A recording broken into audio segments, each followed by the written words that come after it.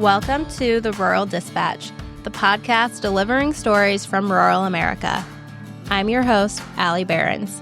Headquartered in rural Iowa, I help run a nationwide livestock transportation company, and I'm here to bring you stories from the people who help shape this industry and our rural communities. Whether you're a trucker, livestock producer, or rural entrepreneur, this show is for you. Each week, we explore the realities of rural business life, from the highways to the fields and everything in between. So buckle up and let's dive into today's episode. Welcome back to the Rural Dispatch, Hey. where we tell stories about our life so you can feel better about yours. There's a lot of truth to that. And on that note, I want to say I got a text this morning, a random one, from a wife of a trucking company that we work with. And she said, "Hey, I just listened to the 1022 podcast. And can I just say, amen? Yes, yes, yes." I don't know exactly what she was referring to, but I feel like it was maybe our insurance conversation. Yes, that was our trucking truths. So on that note, we're getting ready for I don't remember exactly what we talked about in that episode, but we're talking about paychecks and whatever. It just makes me, I don't even know how to put this. It makes me think, I don't feel like truckers, our guys, are probably compensated for the work that they do. I mean, they put in a lot of time and hours. Yeah. For the money that they actually make. But if you take a step back in our shoes, we're getting ready for a tax appointment next week, and I looked at our P&L last night, and we have brought in $200,000 less than last year at this point, and we have paid out in driver wages. We've paid out $40,000 more this year in driver's wages, and it's like you try and do your best to compensate them the way they should be compensated, but it's like our rates are going down, but they also deserve a raise every year that you're just not sure you can give them. Right. You want to give them as much as you can, but you have to stay in business at the same time. Right. Yeah. Yep. So, the work doesn't get done without them, but at the same time, you got to keep the lights on. I don't know. Taxes, man. Taxes and insurance. And then you die. Yeah. It's like you pay taxes, you pay insurance, and then you die. And then that's just that. But it's what it feels like. You know what? I'd rather pay taxes than insurance any day of the week. We say that all the time. Hands down. Give me a tax bill. At least I'm getting a smooth road to drive on, hopefully. Right. Besides this piece of shit outside the office here. This Halber blacktop. That road is not smooth. I don't think it's as bad as 71 that they've had shut down for the last couple months. It's and no improvements. Hey, I got a Snapchat from a guy a couple of weeks ago. He was following an empty livestock pot coming up 71. And he sent a Snapchat, and the whole trailer was bouncing off the ground. Mm-hmm. You can see it. You can see that trailer coming off the ground. It's like, does the state seriously not think we have an issue here? I mean, what is going on here? You know what? They're probably having a hard time finding plow drivers because they're like, listen, we'll come run a fucking snowplow, but we are not plowing that Highway 71. I mean, their blade probably gets fucking caught and rolls over. Whatever. That road sucks. I can't believe how bad it is. Yeah. When I was listening to, the podcast from a couple weeks ago, I had heard the ad for Beef Hub on there. And I'm telling everybody, go check that app out, because from what they started at a couple months ago, I mainly use it for washouts, I guess. Oh, but yeah. it's just like every week, I feel like it just progresses to get better. Yeah. Like they add something more. They're just every week they're adding more to that app. Another washout that you didn't know about or whatever. It's like that.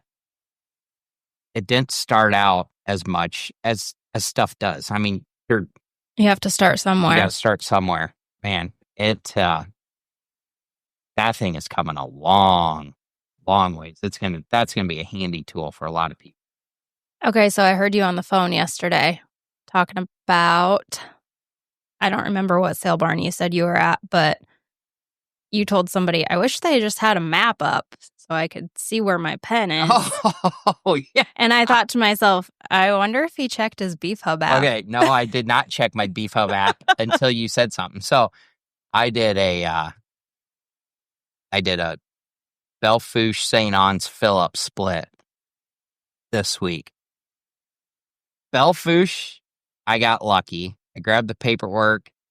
I somehow pretty much walked right to the right alley, right to the pen. Got to St. Anne's. So when you go there, they have a piece of paper. They have a master sheet, and it has whose cattle are all there. So say it has American Foods, JBS, all these people's cattle. And then on the master sheet, it says what pen they are in. Okay. So you look at this master sheet. I'm like, okay, I think it said pen 622. Well, first off, I had to find the 600. And it was, finally found them in the back in 40 somewhere. Okay. So after about 2 miles, I find the 600s and I walk back there, go to that pen, no cattle. So I walk my fat ass all the way back in my muck boots. I got blisters. Oh, goodness. Walk back in. So there's a different master sheet. They have 622 crossed out and they wrote in pen 418. I was like, this is great. Now I got to find the 400 alleyway. And mind you, this is all for 8 head. Anyway, it all worked out. It's all good. But you got your steps in. I did. I was telling somebody about it on the phone the other day, and then you said, oh, did you use your Beef Hub app? I was like, no, I didn't. I forgot all about it. But I did pull it up, and Belfouche, they had the pen numbers map. Mm-hmm. But St. Anne's, they did not. Okay. So if you want to try out Beef Hub, you can use our code RURAL and get the first month free. So something else I wanted to talk about, I realized on this trip, hey, for everybody, it's been a long time since I've been further west than Skylar.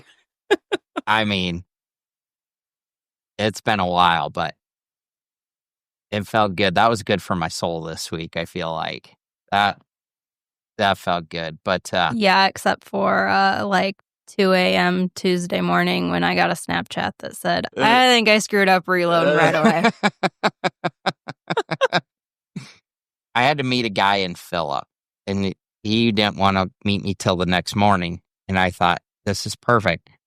I'm going to stop in Rapid. I'm going to eat supper. And I hit the exit, and the truck stop with the sit-down restaurant's gone. Everything out here anymore is fast food for these guys. And it is unfortunate. There is just no place for them to sit down, get a good meal, salad bar, whatever they wanted to order. But there's just something about sitting down and eating a meal that's just takes the edge off for the day. And you just don't get that anymore. I mean, everything is fast food, Subway, the McDonald's and the Burger Kings, and everything is fast food. And it's like, I understand that's the way the world turned, but why? What you're saying is it's less about the food option and more about the atmosphere.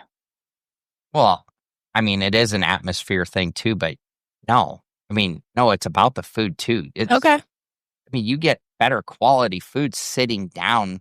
Yeah, no, I agree.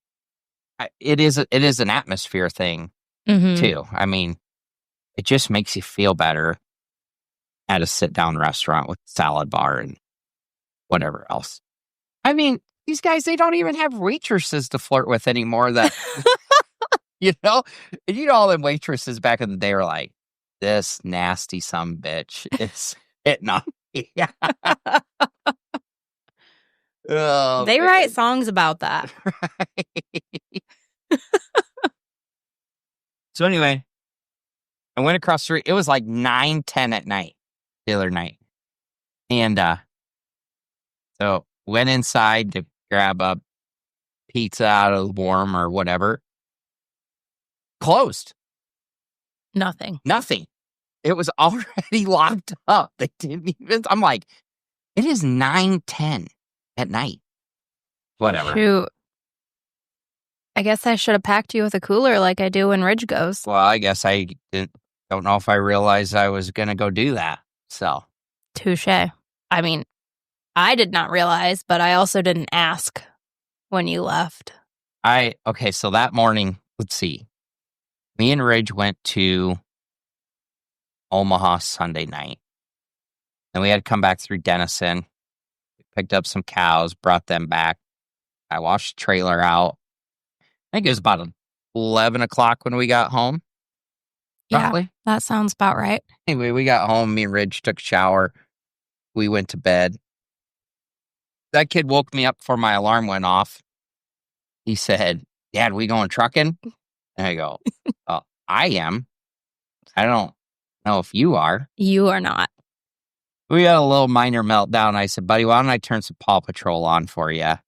And that made it a little better. So I get to the farm and start my truck, and there's car seat is. And I was like, you know what? He can go. He don't have school today. I'm just going to take truck him and drive back home. I'll pick him up. Like, nobody's even awake yet. Nobody's even going to know he's gone. It's just like we just would have never came home. And then I don't know, something in me, I was like, no, I think I need a day by myself. But goddamn it, he would have really enjoyed a trip out to Rapid City. Yeah, well, it's a good thing you didn't do that because remember, the 3-year-old is keeping tabs on whose turn it is to go next. Right. That is right. He brought it up again last He night. keeps saying, it's my turn next. He's not going to forget either. But that poor 3-year-old, poor Royce, he just don't have it in him. I took him. Oh, well. This is not his fault. You know what? Okay. Last weekend. There's a first time for everything. Oh, boy. Okay. So, for everybody that doesn't know, we built sides to go on the side of my pickup to haul baby calves in. Generally, I will drive around every week and pick up baby calves. So this is never really an issue. We might have one that's got a little spunk in him, but we can wrangle him pretty good. It really ain't no big deal. Anyway, I had drove around and picked up calves for about a month. It's been busy. The timing has just not worked out. I didn't have a whole bunch. I only had 2, so it wasn't no big deal. I was like, just leave it on the cow. When I get time, I'll come and grab it. Well, cows were getting ready to go out. So Saturday morning, me and Royce take off. We head for Grandpa Tracy's. Grab this baby calf. And at this thing's a month old, right? So we wrangle this thing. It takes both me and Tracy, throw it up in the back of my pickup. And it's me. I thought it was going to break the back window out of my pickup. I mean, he's like ramming everywhere. Like, okay, well, we better get going. I get on the highway, just get up to speed. I mean, I was fine. I couldn't have been a half mile down the road. I hear this thing, it jumped out of the back of my pickup. It was like, Just watched it roll down the side of the road. Yep. I'm like, oh, buddy, you're going for a tumble. So I hit the flashers, turn around, and it runs straight back to the farm. I was like, well, this is perfect. I'm following it. I got my 4-ways on. At this point, there's 2 or 3 cars behind me. Runs down in the ditch, goes along the fence of the lot, and then jumps in the feed bunk. I was like, perfect. It's gonna Best case scenario. It's gonna crawl right back under the guardrail and right back in with mom. This little sumbitch runs the entire feed bunk, goes out the other side, and then just keeps on trucking. And it's like, oh no. Tracy says, I'm going to go get the gator. So by the time Tracy walked back to the house, got the gator, come back, that thing was all of a half mile or 3/4 mile away. Tracy's chasing it. And finally, I think that calf just got tired enough. He just drove up right next to it, grabbed it by the tail. And anyway, so that was an experience. We have not had that happen before. So note to self, pick them up every week. Yep. And don't wait a month. Okay. Also, a couple weeks ago, I was telling the story of how that mom about took you out in the pen. Yep. And you thought I was being so dramatic. Well, this is her calf. Like, they're both a little spunkier than... So, I mean, back to how we even got on this story. Poor Royce. I took Royce with me that morning. And poor kid just had to sit in his car seat the whole time. Like, the plan was take the calves to the sale barn, go to Ampride, get him some pancakes, bring him back home. I'd go to the office. He'd go home. Everybody's happy. He got to go with dad for the morning. But things did not go. I mean, that took forever. That was a roundup. He didn't cry or anything, but he just sat there. He's just like, well, this sucks. Yeah. And then I got to the sale barn late. The sale was already going pretty good. So finding somebody to come tag the calves and check them in, that took like 20 minutes. And there he just sat in his car seat the whole time. We never did get to go for pancakes. Anyway, he just... He did. Poor kid. He came home and told me it took a really long time. Like, poor guy. And then that was Saturday. Ridge went Sunday. And I said, well, Ridge gets to go because you went yesterday. Like, now you guys have to take turns. So he has kept tabs. He keeps saying, Ridge, next time's my turn. Mm-hmm. So. He's not wrong. No, he's not. I mean, I tried to tell him he could ride with Coy on Sunday, but nobody liked that idea. Gotcha. Back to the insurance conversation. Back to the insurance. So we did get our renewal, which you sent me a text, or me and Missy a text last week sometime, like, here's what our property insurance has went up. Here is what our health insurance is. Like, the percentage, everything has went up this year, insurance-wise. Which I'll just tell you what it is. So 22% increase to our overall, to all of our property insurance. 6% increase to our health insurance. And a listener from Missouri who works in health insurance sent a message a couple weeks ago. Across the board in Missouri, health insurance rates have gone up 10 to 14%. So 6% doesn't sound so bad compared to that. You're not making me feel better. 25% increase to our cargo. And then our commercial auto, which is by far one of our biggest expenses, that went up 5%. So when I initially sent it to you, it was a 16% increase. But we took a driver off since then, and it came down a whole bunch. So only a 5% increase there, which also makes me feel better compared to a 16% increase. Right. I mean, I guess. Perspective. It's all how you look at it. It's fine. 5% increase would be fine if we used it. I know. But we didn't. So if your insurance went up this year, just know you're not alone. Unfortunate. All right. I'm going to say it again. It's a scam. And we all see it. And they know it.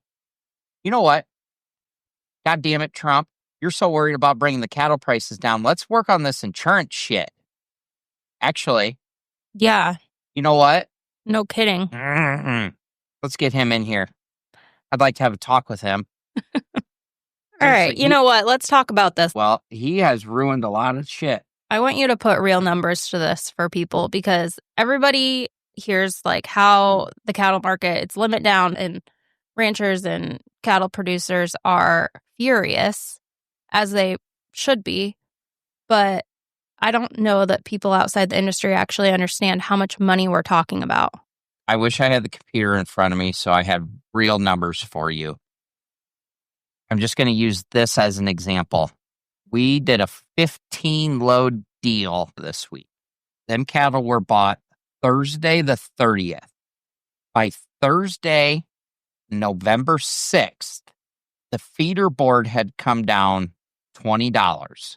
So them animals weighed 700 pounds. So from Thursday the 30th to Thursday the 6th, that 700-pound animal was worth $140 less in 1 week. So on 15 loads, that comes out to about $150,000. I mean, roughly 150, 160, somewhere right in there. $150,000 gone in a week. In a week. Just because the hedge fund guys are dicking with everybody's money and the talking heads. Yep. Making statements that there's nothing to back it up yet. Nothing's even happened. Yep. Yeah. The talks have just ruined the board. Now, for hedgers, like this week, it was okay because this is so hard to explain to everybody if they don't know. But the cash, we sold cash fat cattle for $228 this week. And I think the board was $220 or $221 when we traded fats the other day. So, there's still a $7 positive basis. So, I mean, for a hedger, it was still an okay week to sell fat cattle. I mean, it took me a lot of years for this to all make sense in my head. And I'm just going to tell everybody, it took a lot of mistakes and a lot of money to learn how all this works. I mean, I still don't know. I did just puts and calls still don't 100% make sense to me, but hedging does. LRP, I know nothing about it. I've never done it. I don't think I've ever done it because I don't understand it. But the hedging side of it is finally making sense to me. And once it makes sense, it just makes it even wilder. I feel like, Yeah. Well, and I feel like I've said this a million times, but you should use tools that you understand. I mean, there is a learning curve and you learn by doing. I think that's the best way to learn it. You can't just sit there and put a pencil to paper and figure it out. I don't think it works that way. But I do believe you have to start somewhere. And you've got to use the tools that are available to you, because the people that are open right now just riding this wave, I mean, they are on a roller coaster and an emotional roller coaster, and it makes me sick for them. Well, they made a whole bunch of money in the last 365 days. Geez, the last 500 days. I mean, they stacked it in. No margin calls in the last year. Oh, what a life to live. I mean, I couldn't even imagine. Like, you paid margin calls out of your pocket. I don't. That's the glory of, listen, you don't pay it out of your pocket, but you pay it when you sell the cattle. Fair enough. And speculating is very risky business. We just hedge the cattle you have. You got the balls to speculate, good for you. Just we're more of the KISS method over here. Keep it simple, stupid. Because yeah, fat cattle trade this week, 228, 360 in the meat. So it didn't. I think last week was 230 trade. So it came down a little bit, but not as much as the board did. So cash is still hanging in there a little bit. But box beef hasn't come down, so hopefully cash sticks in there, I guess. I don't know. We'll see. Trucking has been good. The sale barns have been slow the last couple of weeks. I feel like A lot of people just haven't brought them to the barns just because. Just waiting it out, seeing if this will blow over, come back. Like, the barns are supposed to have good runs, and then all of a sudden people are just not bringing them in. What else? Warranty. I want to talk about warranty. Oh, okay. We've had a couple instances in the last couple weeks. The first one, we put a transmission in a truck, and I think it got about 40,000 miles on it and went out again. So, get a new one coming. Andy gets it put in, and you could hear it. We took a video of it. The truck was just sitting there idling, and you could just hear it coming up through the tranny. Anyway, we get a new one put in and send it back.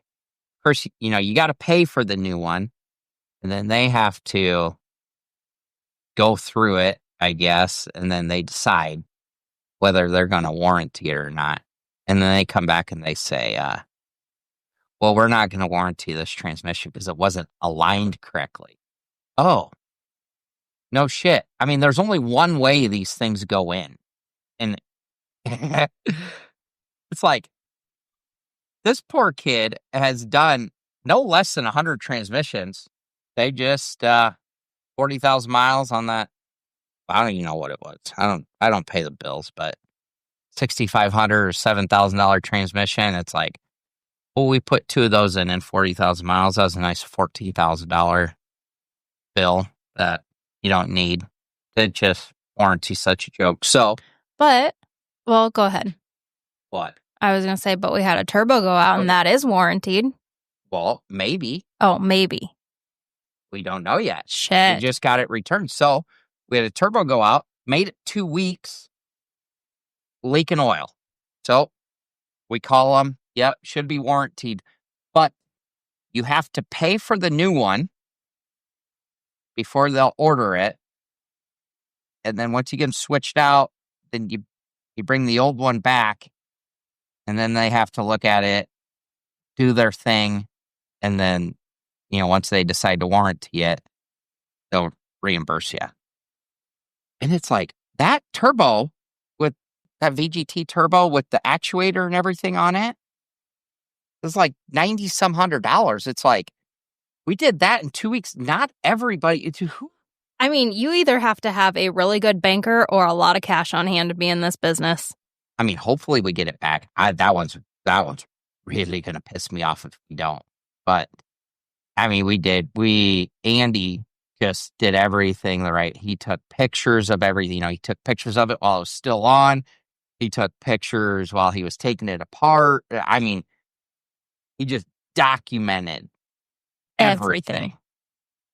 And it's like, that one's going to piss me off. I mean, the transmission pissed me off, but this turbo is really going to piss me off if they don't.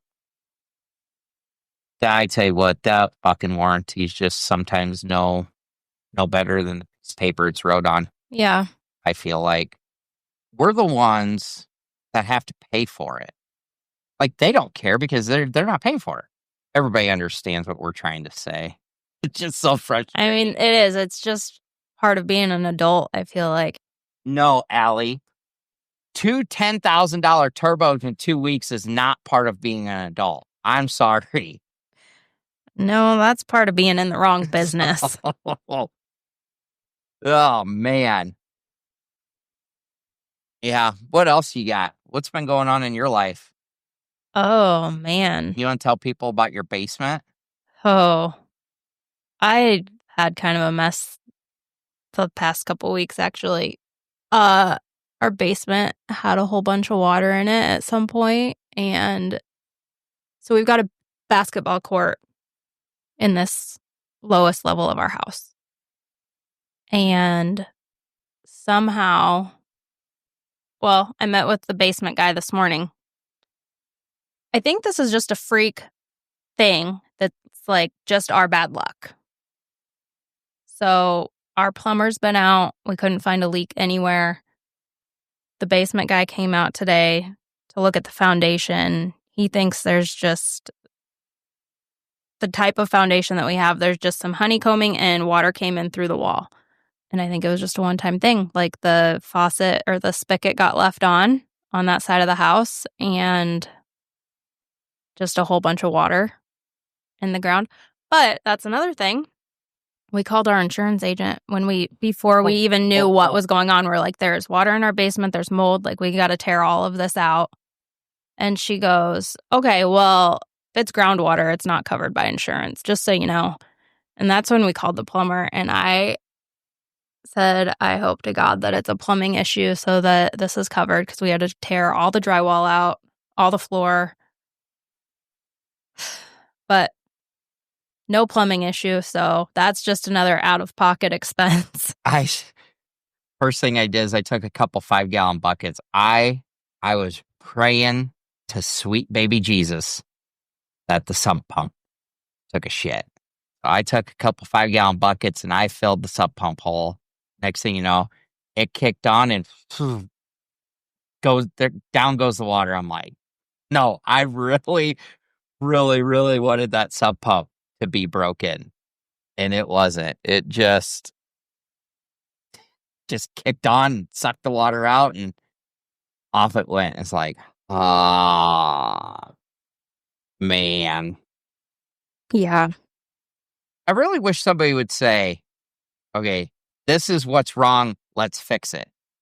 Instead, they said, we just really think you guys got really bad luck and replace drywall, go on about your day. And it's like, hope it doesn't happen again. It's not really what I was looking for. Keep a closer eye on your kids. Don't leave the water on. You say whatever. I still don't think that was. Maybe it was. Whatever. I don't think there was enough water that come out of that spigot in a couple hours span to do that to our basement. I just don't. So these are the things that I take care of because Smoke has enough things that he deals with on a day-to-day basis. So I deal with that. You do. You do well with it, too. Because I will tell you, if I was there this morning and that basement guy said, I don't think you have a problem, I just think you got bad luck, I would have been like, no, somebody find out what the problem is here. So that is why you take care of that stuff, because I don't think I would have taken that for an answer. Yeah. Okay, so also while you were gone this week, I had another, I would say, crisis. And this is one of those things that I was not going to call you because you were gone on the road and couldn't do anything about it anyways. And ordinarily, that would be like that was the perfect phone call for your dad. Like, this was a Jeff thing. And now that Jeff is not here, because you're not going to deal with it either way, like, whose job is that? I feel like I dealt with it okay. But I did spin out a little bit. Like, I did finally call you, and you were like, where are the boys? I'm like, they're in the back seat. Like, we got this handled. We're good. Well, different people handle things differently. This situation, I would have said, this really ain't my problem, and I'm not going to worry about it. So, I don't know. I do feel like kids can sense, like, because they're pretty good, like, at home when you're on the phone and you're busy. They don't seem to bother you. Like, that night, they got in the bath. They listened. Like, it's like they can sense it. Like, do not mess with mom tonight. She's got a lot going on. One other topic I want to cover real quick before we move on is we had a situation with a load of calves this week. We brought a load out of Utah back here to Iowa, and we were supposed to load a load of weaned 5-weight calves. And we got them back here, and it was a load of ballers. I mean, they come off the truck balling, just walking the fence line, and we ended up having to go pick them back up and take them somewhere else. And the buyer made a really good point. He said, this just goes back to communication. This would not have been an issue if somebody would have called and said, hey, we know you bought weaned calves. Something happened. You're getting a load of ballers, or these things are still balling. like he said, he goes, it would have been okay. We just would have figured out a different plan. But he said, it's the fact that nobody said anything. And then they get to Iowa and they think we're getting a load of weaned calves and we have a load of ballers. Like, that's where it becomes an issue. Then the farmer's upset and then everybody's mad. We could have diverted a crisis and figured out a different plan if there was just a little bit of communication. So that just goes back to show, as bad as you don't want to face the problem, always make the phone call. We had a truck. I hired a truck. He had a downer last night in the middle of the night.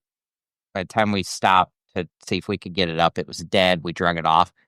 I had to make the phone call to the buyer in Virginia this morning, and that was the last phone call I wanted to make at 7 o'clock this morning. Call him, we had a dead one on a truck. Is like, oh, I do not want to make this phone call. Tell him we had a dead one. But the fact is, we did. And he needs to know. And just communication, really. Yeah. In the instance of this dead one, that's not nobody's fault. I mean, the guy was only 300 miles down the road. And I always say, my point of that is, that is not necessarily trucker's fault. I mean, that's why we check them. If we would not have checked them and we made it all the way out to Kansas, right, and then got out there, yep, and it's like, okay, we got a dead one.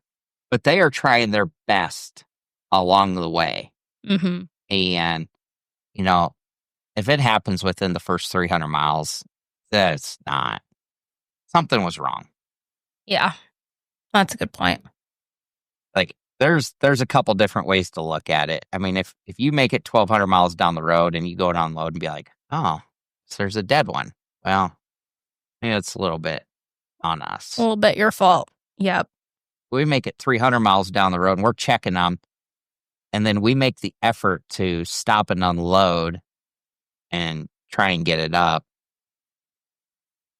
Everybody just gets so edgy about it. There's just so much money involved in all of it anymore. It just makes everybody so edgy, Well, yeah. Anyway, what are we up to this weekend? It's Friday here. Friday. The 7th. Well, I'll tell you what we were going to do. We had plans to go to Omaha this afternoon. Ally's mom and stepdad live kind of down by Omaha, so we had talked to them. They're going to take the boys tonight, and we were going to go to Omaha. So it's like, I just think I need a night away. Boys are going to go to Grandma and Grandpa's. We're going to go downtown, eat this steak, get a room. And it was about noon today. 12:30, I don't know. Today, I was like, the phone has just been nuts. It's been a day. I was like, you think we should skip Omaha? And then we just both kind of looked at each other. I was like, that would probably be a good idea. Yeah. We should probably just skip Omaha. Mm-hmm. I was really glad when you said that because I was trying to calculate in my head how I was going to get everything done before we left. So we'll still have to take the boys down there because we can't get away with them not going to Grandma and Grandpa's. I was just going to say that. There's no way we're getting away with telling them that they're not going to Grandma and Grandpa's now because they already packed their bag last night. They packed their bag as soon as we got home last night. Like, I picked them up and the first thing they said was, are we going to Grandma's house? Can we pack our bag? I said, okay. Yep. And they packed like one pull-up, one shirt, and then a whole bunch of tractors. No. A pool floaty. Oh, yeah. The 3-year-old's pretty sure he's going swimming in their pool. Were you standing there last night when he said, Dad, do you want to see what I packed? And I said, I do. So we go over to his bag, and then he pulls that floaty out, and I said, buddy, it's pretty cold out. I don't think there's any water left in Grandma and Grandpa's pool. And he said, should I leave my turtle at home then? I said, I think you should. No, I did not hear that. Yeah, here's a fucking deal. Should I leave my turtle at home then? I think you probably should. Yep. So we'll still take them. One of our cattle buyers got us a gift certificate to the Twisted Tail in BB Town, so we might hit up Oh, yes. BB Town on our way back. Yep. So we should still be kid-free later tonight. Tomorrow will just be a normal Saturday at the office. And then we have, we're going to a trivia night. With some friends. And a fundraiser, which last year you bought a TV. I did buy a TV. I wonder if I'm going to drink any beers. Ooh, I feel like there's probably a good chance. You think so? Yeah. We'll see. I usually say I'm gonna, and then about 2 in, I'm like, yeah, just bring me a water. Yep. Bring me a water. H2O. I don't know. We'll see. All right. Well, on that note, thanks for listening. Thanks for tuning in to this episode of the Rural Dispatch. I hope you found something valuable to take back to your own operation. If you enjoyed this episode, please subscribe, leave a review, and share it with a friend. You can keep up with me between episodes on socials at Behrens & Co. or join our email list on our website to get new episodes delivered straight to your inbox every Wednesday. Until next time, keep those wheels turning. We'll talk soon.